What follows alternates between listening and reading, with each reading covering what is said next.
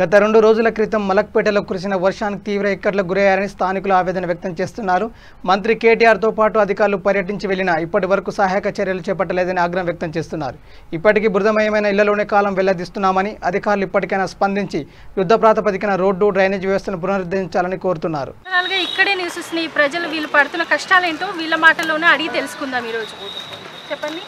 అందరికీ నమస్కారం. నా పేరు రాజేష్. మాది ఒక ట్రస్ట్ ఉంది, స్ట్రీట్ చిల్డ్రన్ ఫౌండేషన్ అని. మేము గత ఇక్కడ 30 సంవత్సరాల నుంచి నివసిస్తున్నాం. నేను పుట్టింది ఇక్కడనే, పెరిగింది ఇక్కడనే. మేము ఇక్కడనే ప్రతి ఒక్క పని చేసుకొని ఇక్కడనే జీవనం సాగిస్తున్నాం. మేము ఇప్పుడు టీఆర్ఎస్ ప్రభుత్వం కోసం కొన్ని ఉద్యమాలు చేసినాం. ప్రతి ఒక్క ఫొటోస్ వీడియోతో సహా ఉన్నాయి మా దగ్గర. మేము టీఆర్ఎస్కు మంచి ఒక హార్డ్ వర్క్ చేసి ఒక క్యాండిడేట్ని గెలిపించుకోవాలనుకున్నాం. కాకపోతే కొన్ని కారణాల వల్ల ఏమైందంటే ఎంఐఎం ప్రభావం ఎక్కువ ఉంది ఇక్కడ. దానివల్ల ఏమైపోయింది, ఎంఐఎం కార్పొరేటర్ అయ్యిండు. సో మేము ఇప్పుడు టీఆర్ఎస్ క్యాండిడేట్ దగ్గరకు మేము పోతే, రాజేష్ నా దగ్గర పదవి లేదు, నేనేం చెప్పలేకపోతున్నా, ఏం చేయలేకపోతున్నా అని అంటారు. మా కేసీఆర్ గారికి ఒకటే తెలుసు, చచ్చిపోతే సంతాపం చేస్తాడు, తెల్లారితే ఏమవుతుంది, బతుకుతే నష్టపరిహారం కట్టిస్తా అంటాడు. ఆ నష్టపరిహారం తీసుకొని గుడిసెలలో మేము ఫ్యాన్లు ఫ్రిడ్జ్లు పెట్టిర్రు అనుకో, వీళ్ళు ఫర్ ఎగ్జాంపుల్ మళ్ళీ రేపు వాన వస్తుంది, వచ్చి వాడు ఇచ్చిన ఫ్యాన్లన్నీ ఏమైపోతాయి, మళ్ళీ వెళ్ళిపోతాయి. అవి ఇచ్చు కూడా వేస్ట్ అయిపోతుంది కదా మాకు. అట్లా ఎన్నిసార్లు ఇచ్చిపోతాడు. గవర్నమెంట్ బడ్జెట్ అంతా వేస్ట్ చేస్తారు, కానీ ఇలాంటి ప్యూర్ పీపుల్ ఎక్కడ ఉన్నారు? వాళ్ళకు మేము ఇట్లా ఇండ్లు ఇచ్చి మేము ఆదుకోవాలని చెప్పి ఒక్క మాట వచ్చి భరోసా ఇచ్చింది లేదు. మేము ఆల్రెడీ చాలాసార్లు కలవాలని ప్రయత్నం చేసినాము. ఇక్కడ లోకల్ స్థానికంగా ఎవరైతున్నారో వాళ్ళు అసలు మాకు తొక్కేస్తుర్రు. ఇంకోటి ఏంటంటే, కేటీఆర్ ఇక్కడ మొన్న వచ్చినప్పుడు కేటీఆర్ విజిట్ చేసినప్పుడు ఏమన్నాడంటే, ఈ స్లమ్లో ఈ హైటెక్ ఫంక్షన్ రోడ్లో ఇక్కడ గుడిసెలు ఉన్నాయన్న సంగతి కూడా నాకు తెలియదు అన్నాడు. కానీ 30 ఏళ్ళ నుంచి ప్రతి ఒక్క ఓటు ఉంది అని ప్రతి ఒక్క నాయకునికి తెలుసు, మా స్థానిక కార్పొరేటర్కి తెలుసు. అక్కడ సైడ్ వచ్చి ముస్లింబాగ్ ఇప్పుడు ఇది డివిజన్ వేరు చేసారు. అక్కడ డివిజన్ మన ముస్లింబాగ్ డివిజన్కి ఏం చేశారు అంటే, తీగల సునారిత టీఆర్ఎస్ క్యాండిడేట్ ఉన్నది, టీఆర్ఎస్ కార్పొరేటర్ కాబట్టి వాళ్ళందరికీ మేము అలాట్మెంట్ చేస్తాము, మేము మీకు ఉన్నామని వాళ్ళకి బ్లాంకెట్స్ బట్టలు గిట్టలు అన్నీ ఇచ్చిపోయారు. ఇప్పుడు ఇక్కడ సైడ్ వచ్చేసి మా దగ్గర ఇప్పుడు ఓల్డ్ మలక్పేట వస్తుంది, ఇక్కడ మాకు ముస్లిం క్యాండిడేట్ ఉన్నాడు కార్పొరేటర్, మాకు ఇక్కడ ఇచ్చేటోళ్ళు లేరు. వాళ్ళు ఏమంటున్నారు అంటే, ఇప్పుడు మేము టీఆర్ఎస్ వాళ్ళ దగ్గరకు వస్తే అక్కడ ఎంఐఎం ఉన్నారు, మీరు అప్పుడు మాకు ఓట్లు వేయలేరు, మాకు గెలిపియలేరు అన్న ప్రభావంతో మాకు మాట్లాడుతున్నారు. మేము ఇప్పుడు ఎంఆర్ఓ దగ్గరికి ముట్టడి చేద్దామని చెప్పి మేము ఇక్కడ 300 మంది బందోబస్తుగా ఉన్నాము. వాళ్ళు ఏం చేశారంటే, ఇప్పుడు ఎంఆర్ఓ ఏం చేసిండు, ప్రసాద్ వాళ్ళకు కూడా కాల్ చేసిండు, హరీష్ రావు లెటర్ ఇచ్చిండు, కేటీఆర్ చెప్పిండు, ఆర్డీఓ శ్రీనివాస్ చెప్పిండు, చంద్రకళ దగ్గర నుంచి వచ్చినాం మేము. చంద్రకళ ఎప్పుడైతే మాకు చెప్పింది ఇట్లా పంపిస్తాం మీకు అని చెప్పిన 2 మంత్స్కే ఆమె ట్రాన్స్ఫర్ అయిపోయింది. వాళ్ళు లోపల ఏం మాట్లాడుకుంటారో తెలియదు. మా దగ్గర మా గుడిసెలలో ప్రతి ఒక్క పైరవి చేస్తారు, కానీ మా గుడిసెలలో అసలు ఒక చారాన చిల్లి గవ్వ కూడా ఒక చారాన కూడా తెచ్చిస్తలేరు. వాళ్ళు ఓట్లకు మాత్రం బీభత్సంగా వాడుకుంటారు. మేము ఇక్కడ స్థానికంగా ఇక్కడ లోకల్లోనే ఉంటాం. ప్రతి ఒక్క పనిని కూడా మేము మా అంతలో మేమే చేసుకుంటున్నాం, కానీ మాకు ఎవ్వరు చేస్తలేడు. ప్రతి ఒక్కడు లఫ్ఫంగా అయిపోతున్నారు, కానీ ఈ గవర్నమెంట్ చెత్త అయిపోతుంది. ఎందుకంటే మేము ఇంత టీఆర్ఎస్ పార్టీలో తిరిగి మేము టీఆర్ఎస్ని విమర్శించాలంటే మాకే మనసు వస్తలేదు, కానీ మా గవర్నమెంట్ మాకు కూడా పట్టించుకున్నప్పుడు మేము ఉండి కూడా వేస్ట్ అని చెప్పేసి మేము ఇట్లా ఈరోజు ప్రెస్ మీట్ పెట్టి ఈరోజు మేడం ఇక్కడ నుంచి విలువలు అయితే ఎవ్వరు పట్టించుకునే వాళ్ళు లేరు. అసలు గుడిసె నిండా నీళ్ళు అయినాయి. మాకు అక్కడ స్కూల్లో ఉండండి అన్నారు, ఆ స్కూల్లో ఉన్నారు.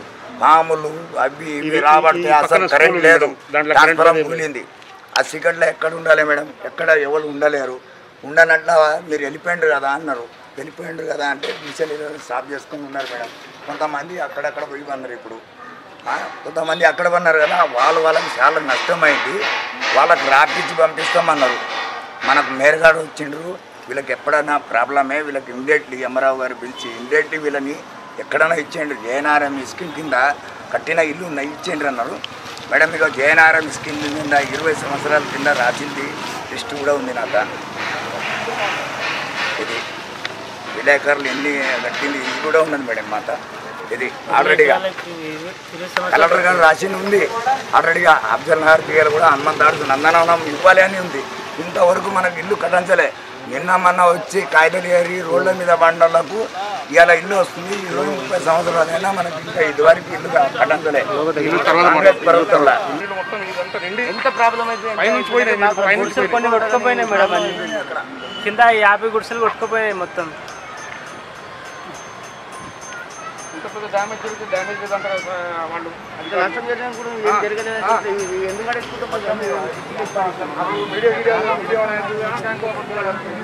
మొత్తం అన్నీ కొట్టుకుపోయినాయి.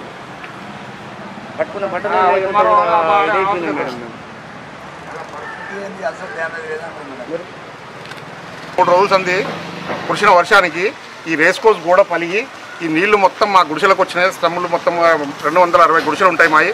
అయితే ఆ గుడిసెలన్నీ నీళ్ళు వచ్చేసినాయని చెప్పేసి ఎంఆర్ఓ గారు ప్రసాద్ గారు వచ్చి, సైదాబాద్ ఎంఆర్ఓ ప్రసాద్ గారు వచ్చి మాకు నైట్ ఇక్కడ స్టే చేయండి అని చెప్పేసి ఇక్కడ ఉంచడం జరిగింది. ఆ గవర్నమెంట్ స్కూల్లో అక్కడ కరెంటు లేదు, ఏమి లేదు, అన్నం ఉంటే నీళ్ళు ఇవ్వలేదు, నీళ్ళు ఇస్తే అన్నం ఇవ్వలేదు. ఆ మా వాళ్ళు పాపలకు భయపడి అందరు ఇళ్లలోకి వెళ్ళిపోయారు, మళ్ళీ గుడిచెలలోకి వెళ్ళిపోయారు. ఆ తర్వాత కొంతమంది ఆ స్కూల్లో మన వివేకానంద స్కూల్లో స్టే చేసిరు. వాళ్ళకి భోజనాలు అన్ని వసతులు కల్పించారు. మా వాళ్ళు కూడా ఇక్కడ ఉన్న స్థానికంగా ఉన్న వాళ్ళు కూడా ఇక్కడే ఉండిపోయారు. వాళ్ళకు అన్నాలు వాళ్ళకి సప్లై చేసిరు. కానీ కేటీఆర్ గారు వచ్చారు మొన్న మూడు రోజుల కింద వర్షం వచ్చినప్పుడు కేటీఆర్ గారు వచ్చారు. కేటీఆర్ గారు వస్తే కేటీఆర్ గారు ఏమని హామీ ఇచ్చారంటే, మీకు ఇమీడియట్లీ ఇక్కడ నుంచి ఎప్పుడైనా మీకు ప్రమాదమే, ఇది మూసి డెవలపింగ్ చేసేది ఉంది, మేము మీ మూసి డెవలపింగ్లో మీ గుడిసెలు పోతాయి కాబట్టి మీకు వెంటనే మీకు అలాట్మెంట్ చేసేయండి అని చెప్పేసి ఎంఆర్ఓ గారికి, ఆర్డీఓ గారికి, కలెక్టర్ గారికి నేను వెంటనే చెప్తానని చెప్పేసి చెప్పారు. అది మాట్లాడడం జరిగింది. తర్వాత నెక్స్ట్ డే మేము స్కూల్లో ఉన్నాము, వివేకానంద స్కూల్లో ఉన్నాము. అక్కడ మేయర్ గారు వచ్చారు, బొంతు రామ్మోహన్ గారు వచ్చారు. వచ్చిన తర్వాత ఆయన కూడా మాట్లాడడం జరిగింది. ఎంఆర్ఓ గారు నిలబెట్టి వీళ్ళకి ఎక్కడైతే ఇల్లు ఖాళీగా ఉన్నాయో అక్కడ మీరు ఇమీడియట్లీ ఇచ్చేయండి. హైదరాబాద్లో JNNRM స్కీమ్స్ వచ్చిందో ఇల్లు కట్టి ఉన్నాయి, మీరు ఇమీడియట్లీ వీళ్ళకి పొజిషన్ లెటర్ ఇవ్వండి అని చెప్పి వెళ్ళిపోవడం జరిగింది. అయితే ఎంఆర్ఓ గారు అక్కడ కింద ఉన్న ఒక 10 గుడిసెలు మాత్రమే రాసుకొని వెళ్ళిపోయారు. ఇక్కడ పైన ఉన్న 260 గుడిసెలకు పట్టించుకోవడం లేదు. రండి సార్, మీరు కూడా రాయండి సార్, మాకు కూడా నష్టం జరిగింది కదా, మేము గుడిసెలే ఉంటున్నాం కదా, 30 సంవత్సరాల నుంచి ఉంటున్నాం, మీరు రండి సార్ అంటే ఎంఆర్ఓ గారు స్పందించడం లేదు, రావట్లేదు. 2-3 రోజులు అవుతుంది. మేము నష్టపరిహారం మీకు రాస్తాము, మీకు టోకన్స్ ఇస్తామంటారు. మాకు టోకన్స్ లేదు, ఇప్పటివరకు బియ్యం లేదు, ఏం లేదు, అన్నం లేదు. ఇట్లా బయట వాళ్ళు వచ్చి ఆహార పొట్లాలు ఇస్తూ కానీ